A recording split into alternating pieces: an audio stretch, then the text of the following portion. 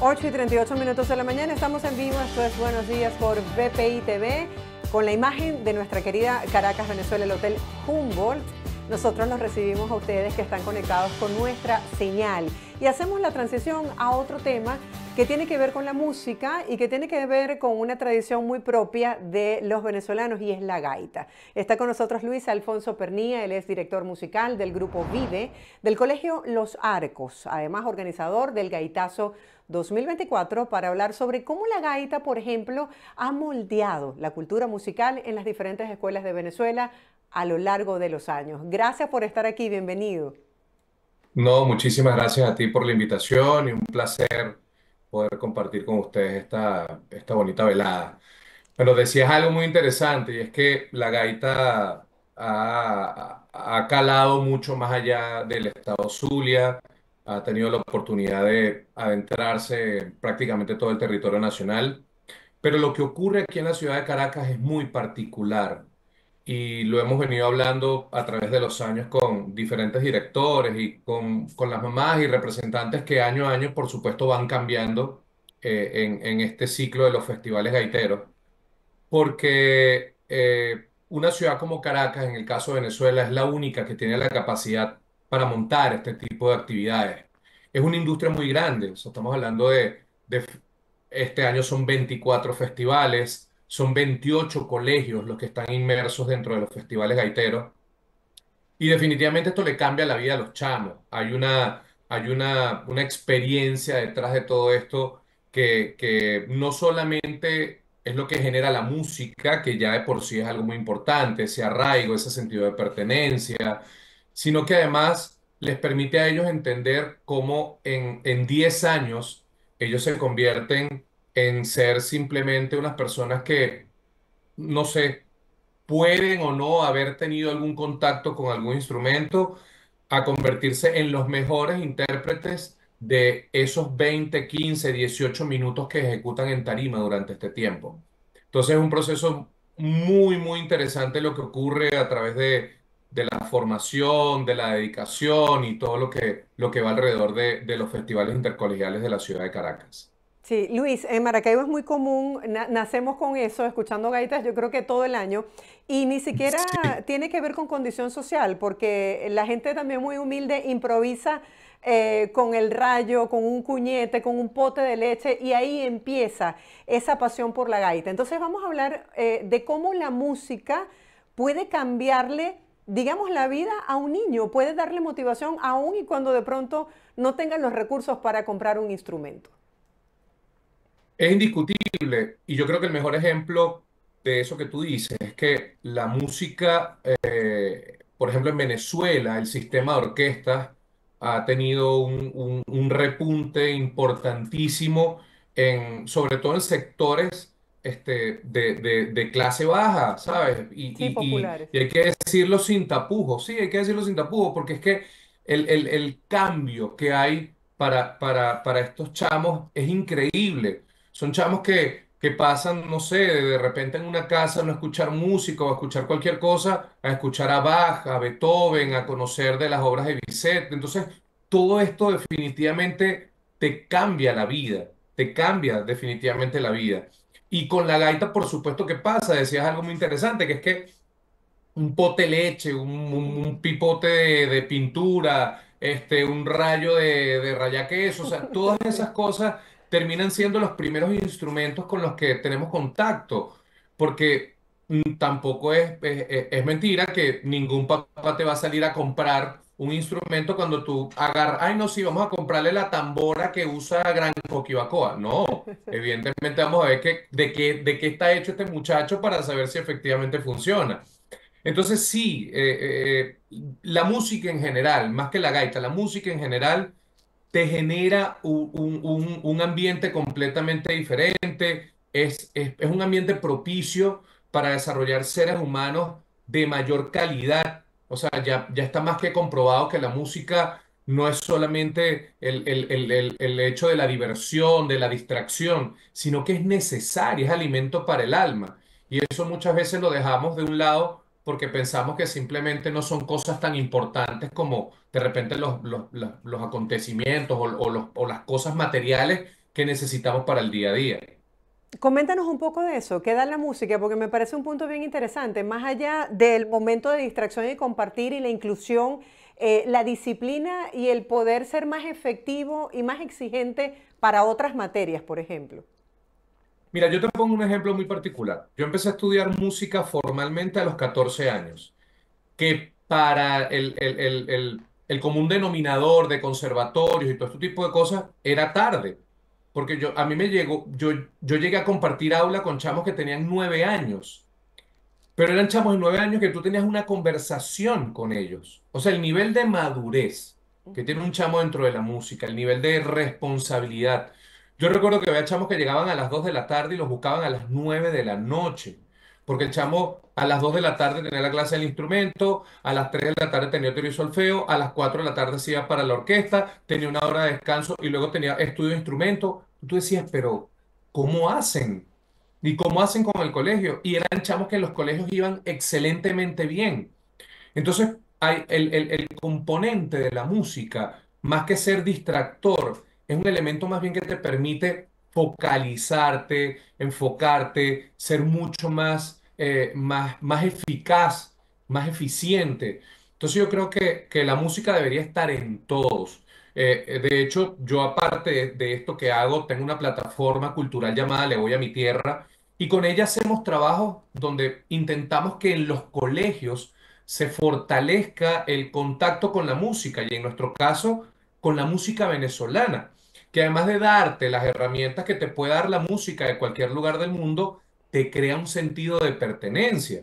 Ese Sí. sentido de pertenencia que lamentablemente se nos enaltece, se nos engrandece cuando estamos fuera del país. Ojo, y no estoy hablando simplemente de la migración, estoy hablando de esas personas que te vas 15 días a visitar a una familia o simplemente 15 días de vacaciones fuera del país y escuchas el alma llanera y es como si te atravesaran el corazón, ¿sabes? Sí, sí, Y sí, yo sí. creo que eso se tiene que sembrar sin necesidad de que estés fuera del país. O sea, tú puedes estar dentro de tu país y sentirte sumamente orgulloso de lo que eres y de lo que tienes como cultura y tradición. Ahora, Luis, vamos a hablar de cómo haces para llamar la atención de los niños y mantengan el interés hacia este género tan tradicional y tan autóctono para nosotros como es la gaita versus otros géneros como el reggaetón. Es decir, cómo llamar la atención y que ellos se sientan orgullosos, porque también es un sentido de identidad.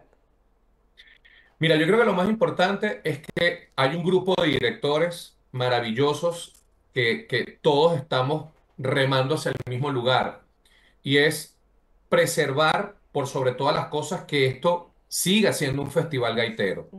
Ha habido pues muchas opiniones al respecto, que es que a los chamos ya de repente no les interesa mucho, que es que los chamos quieren empezar a cantar otras cosas. Bueno, entonces se tendrán que crear otro tipo de festivales. Pero los festivales intercolegiales de la ciudad de Caracas ya son casi 30 años realizándose. Y esto va a continuar. Y va a continuar porque hay una intención detrás de todo esto.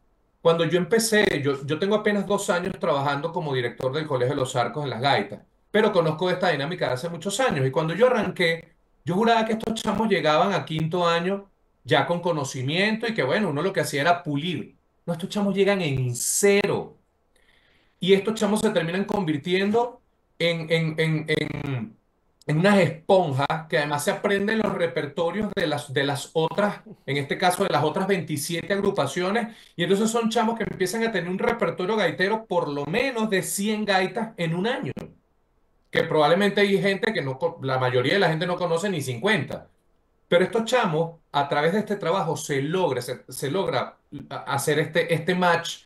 ¿Y cómo se hace este trabajo? Bueno, hay un trabajo, por supuesto, de crear el interés. Y ese interés, lo que se consigue es a través principalmente de lo que ellos ven en tarima en años anteriores. O sea, estos chamos terminan subiéndose a unas tarimas que probablemente hay artistas que tengan 30, 20 años en escena y nunca se han subido a una tarima igual. Así es. Y estos chicos en 7 semanas terminan subiéndose unas tarimas increíbles, a unas producciones increíbles, pero además no es solamente por el faranduleo, sino que los chamos sienten, empiezan a sentir en el corazón la música venezolana. Entonces, sí, probablemente entran como medio escépticos, ¿sabes? Como que no, bueno, a mí no me gusta mucho esto. y se terminan enamorando de la gaita. Yo no conozco a ninguno, por lo menos con los casi 80 chamos que he trabajado en estos 2 años, que no le, ahora que no sea un fanático full de la gaita. ¿Alguna experiencia anecdótica durante estos festivales y cómo manejan ellos el sentido de competencia? Mira, anécdotas, bueno, yo creo que cada festival te genera un trabajo nuevo. Te puedo hablar de algo particular que me pasó el año pasado, que ya para el último festival grabaron a todos los directores para enviar un mensaje a los muchachos de lo que sería el último toque. Estábamos como en la segunda, tercera semana y trasladarme a lo que sería el último, o sea, yo tuve que hacer como 3 pausas para poder grabar porque no podía, no contenía el llanto. O sea, me daba como un sentimiento tan grande el hecho de que empezamos a trabajar en marzo esa entrevista o esa breve sí, información que se dio, eh, automáticamente me te trasladó a que ya, señores, esto es el 12 de diciembre, que era el año pasado, se acabó, ¿sabes? Y ya aquí toca recoger todo y arrancar una nueva temporada.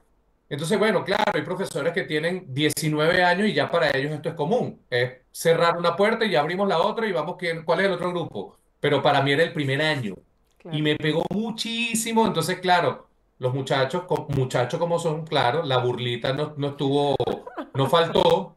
Ay, profe, usted sí es llorón, ¿sabes? Sí, sí, sí. Pero es maravilloso ese proceso. Y me hiciste otra pregunta, pero se me fue porque me trasladé para allá y se me vuelve guarapo otra vez. No, la anécdota y cómo manejan ellos el sentido de competencia, porque tú dices que es un festival y me imagino que le dan un premio a quienes más se destaquen. Claro, cada festival es una competencia. Entonces, este año, te explico, hay 24 festivales en 7 fines de semana. Es decir, que casi todos los días hay 2 festivales. Solamente 4 fechas tienen un día de festival. ¿Qué ocurre? En cada festival hay premiaciones. Se premia mejor percusión, mejor armonía, mejores voces masculinas, mejores voces femeninas, mejor baile. Y adicionalmente a esto se pueden generar algunos premios como mejor solista, mejor pianista, mejor cuatrista, mejor tamborero. O sea, cada colegio tiene libertad de elegir algunas premiaciones. Estas premiaciones, de cierta manera, si se entrega una estatuilla, son relativamente simbólicas. Hay un Sí, claro. jurado en cada festival. No es que al final de la temporada se saca a un ganador absoluto, ¿sí? Hay ganadores por cada festival. Y esto definitivamente crea un sentido de competencia muy importante, que nos acerca a lo que es la vida. Es una competencia diaria, evidentemente, Claro.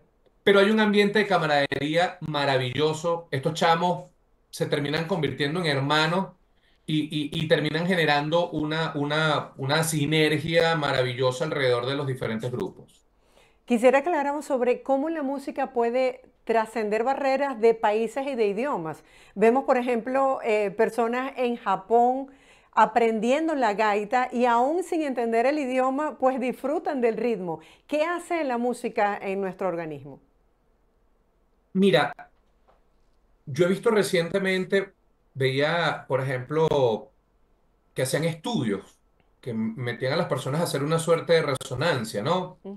O estudios del cerebro, no sé el nombre exacto del Sí, del examen, ¿no? estudio. Ujú. Del estudio, correcto, disculpa.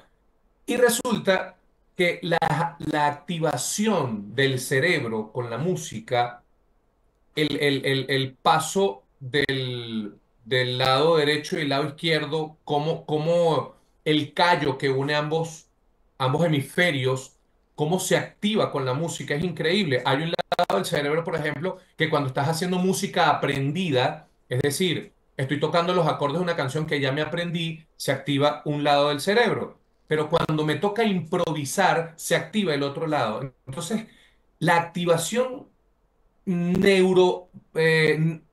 sí, Como neurológica. neurológica, que se me Ajá. dan las palabras, vale, No, no te preocupes. del cerebro es increíble. Entonces, activar. un músculo tan importante o el músculo más importante que tenemos nosotros, como lo es el cerebro, definitivamente te tiene que traer cosas maravillosas. Pero es que además de esto, ya he sabido también que es que todo lo que tú haces, todo el arte, todo lo que tú ves, todo lo que tú oyes, todo lo que tú construyes, hay algo que es inexplicable y no sé si te ha pasado, por lo menos a mí me pasó hace unos años atrás cuando vi el David de Miguel Ángel y veo esa obra, y digo, wow. O sea, es que te para los pelos, es que tú no sabes qué es esa sensación. Y te pasa cuando escuchas una obra sinfónica maravillosa o cuando ves un cuadro increíble. Yo cuando vi el Guernica, por ejemplo, en el Museo del Prado, o sea, es una cosa increíble. Entonces, el arte en general es una activación maravillosa que va mucho más allá, como lo decía hace un rato, de la diversión, de la distracción. Es una necesidad, es algo que si bien es intangible, nosotros estamos claros que el mundo sin arte, bueno, por algo existe. Claro. El arte, o sea, si no, no existiese. Y desde las civilizaciones más primitivas ya había una necesidad de expresar a través de ellas. Quizás en ese momento, evidentemente, no había una sensación de que estoy siendo artista o estoy haciendo algo más allá, pero había una necesidad de comunicación y yo creo que eso le abre al artista la posibilidad de hacer cosas mucho más allá de lo que harías incluso con la palabra. A veces una canción, una obra puede decir mucho más que mil palabras. Así es. Luis, vamos a hablar acerca de las habilidades, como bien lo señalabas, que adquieren estos jóvenes, porque una de las principales, digamos, barreras es el miedo escénico. Incluso nosotros los adultos muchas veces Sí. no nos atrevemos a comunicar lo que sabemos por ese temor de enfrentarnos a una audiencia, a un público, a unas cámaras. ¿Cómo entran estos chamos al escenario y cómo salen luego de tener esta experiencia? Bueno, eso es un punto importantísimo. Cada quien dentro de sus instituciones lo maneja de alguna manera, ¿no? Yo te voy a hablar de una experiencia muy personal, que es que yo trabajo con una persona que trabaja con expresión corporal. Y antes de arrancar a montar un repertorio, nosotros damos clases directas de percusión, clases de armonía, clases de canto, y desarrollamos talleres de expresión corporal. Porque sí, para aquellas personas que nunca se han subido a una tarima, es un monstruo. O sea, es enfrentarte a algo que es intimidante definitivamente. Pero cuando te dan las herramientas, cuando pones foco, cuando incluso hasta la postura, cuando ya no estás de hombros caídos, sino estás erguido, cuando tienes una sonrisa, por más que lo que quieres es ponerte a llorar del susto que tienes. O Sí. sea, todas esas cosas definitivamente te van sumando para crear una estructura de show completamente diferente. A mí me sorprenden gratamente, yo porque no tengo baile dentro de los arcos, somos el único colegio que participamos sin baile, pues es un colegio de varones, pero tú ves a las chamas de baile, o sea, es increíble, eso no tiene que envidiarle nada a cualquier cuerpo de baile de cualquier artista. Y son chamas que probablemente cuando llegan a sus audiciones lo hacen con mucho temor. Entonces, ese desarrollo que se va dando durante los 10 meses, y hablo de 10 meses porque la mayoría de los colegios empezamos a trabajar desde el mes de marzo, hay unos que arrancan antes, otros un poquito después, eh, es ese enfrentarte a esos miedos, enfrentarte a esos temores, asumir un compromiso con tu institución y con todos tus compañeros que están alrededor, yo creo que eso es lo más maravilloso que existe. Yo tengo chamos, y nos pasa con muchos colegios, que llegan y tienen una cabilla en la espalda, literalmente. O sea, esa gente no baila, pero por nada del mundo y terminan haciendo un trabajo espectacular al final. Pero yo creo que ahí vale mucho los equipos que se conforman, porque esto es un trabajo que solo es imposible realizarlo, estar solo con 40 chamos es imposible. Entonces tú creas un equipo, los comités de padres son importantísimos en estos casos. Y además de esto, por supuesto, el interés que hay de parte de los chamos por, por, por dar lo mejor de sí. Ellos terminan viendo los festivales de gaita como una oportunidad de oro de mostrar un aspecto artístico que probablemente la mayoría de ellos en su vida pensaron hacer. Luis, gracias por traernos toda esta información que tiene que ver con los festivales, pero más allá de eso, con estos talentos que tenemos en Venezuela, con la gaita que refuerza nuestra identidad y con este talento que ustedes a través de estos programas están desarrollando. Gracias por estar aquí. Feliz semana para ti. Ha sido un placer. Gracias, igualmente, y los esperamos en el Festival de los Arcos, que va a ser este 2 de noviembre, un festival maravilloso, uno de los festivales más grandes que se desarrollan aquí en la ciudad de Caracas dentro de los festivales intercolegiales. Y bueno, muchísimas gracias por la oportunidad de contar un poquito de estas anécdotas y toda esta historia que está detrás de los festivales intercolegiales de la ciudad de Caracas. Gracias, buen día.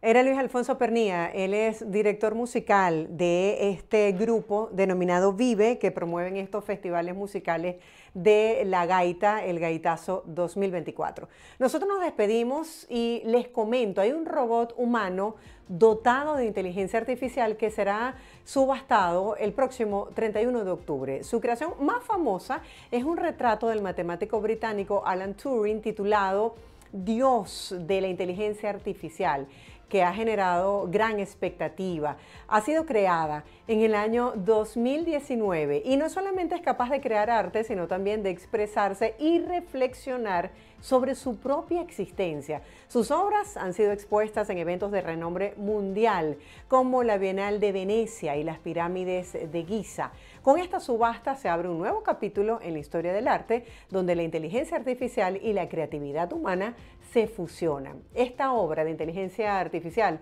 plantea interrogantes sobre el futuro de la creación artística y el papel de los robots en nuestra sociedad. Con estas imágenes, nosotros nos despedimos por el día de hoy. La invitación es para que nos acompañen mañana martes en otro programa de Buenos Días. Entre tanto, sigan disfrutando de la excelente programación que les brinda VPI TV. Feliz y bendecido día para todos. Será hasta la próxima.